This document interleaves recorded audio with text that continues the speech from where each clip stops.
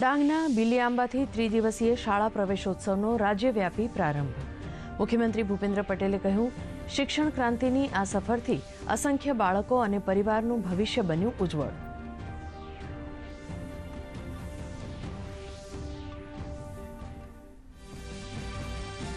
એકવીસમાં શાળા પ્રવેશોત્સવ અંતર્ગત મુખ્યમંત્રી અને ગૃહ રાજ્યમંત્રી બાળકો સાથે જોવા મળ્યા અનોખા અંદાજમાં.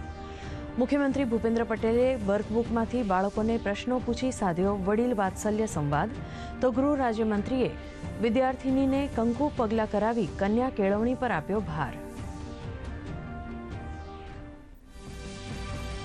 છેલ્લા 8 કલાકમાં રાજ્યના 16 તાલુકાઓમાં મેઘસવારી. સુરતના ઉમરપાડામાં 1.5 ઇંચ વરસાદ.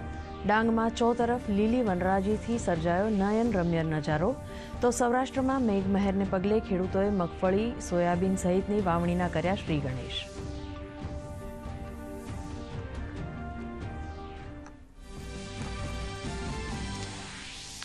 સાયક્લોનિક સર્ક્યુલેશન સક્રિય થતા રાજ્યના 18 જિલ્લામાં ભારે વરસાદની આગાહી.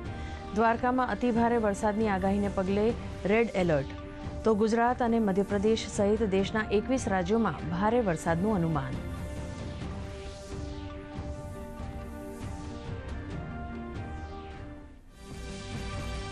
અઢારમી લોકસભાના અધ્યક્ષ તરીકે ઓમ બિરલાની વરણી.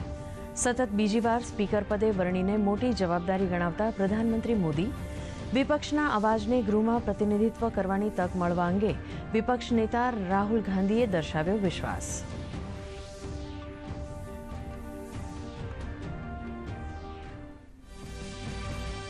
દિલ્હીના મુખ્યમંત્રી અરવિંદ કેજરીવાલની મુશ્કેલીમાં વધારો. લીકર પોલિસી ગોટાળા કેસમાં સીબીઆઈએ કરી ધરપકડ. પૂછપરછ જરૂરી હોવાનો સીબીઆઈનો દાવો. તો ઈડી મામલે કેજરીવાલે સુપ્રીમ કોર્ટમાંથી પાછી ખેંચી અરજી.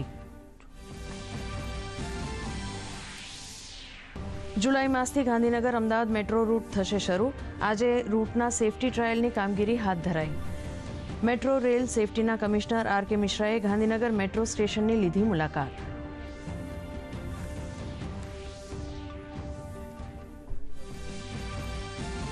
ટેક્સ વધારાને મામલે કેન્યામાં આજે સરકાર વિરુદ્ધ વિરોધ પ્રદર્શન. ખાદ્ય વસ્તુ ઉપર 15% વધુ ટેક્સ લદાતા પ્રદર્શનકારીઓ દ્વારા દેખાવો. ઘર્ષણમાં 5 લોકોના મોત, અનેક લોકો ઘાયલ.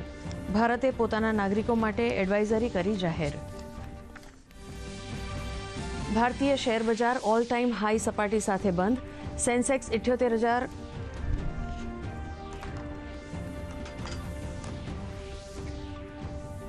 સોના ચાંદીના ભાવમાં વધારો ઘટાડો. ડોલર સામે રૂપિયો નબળો.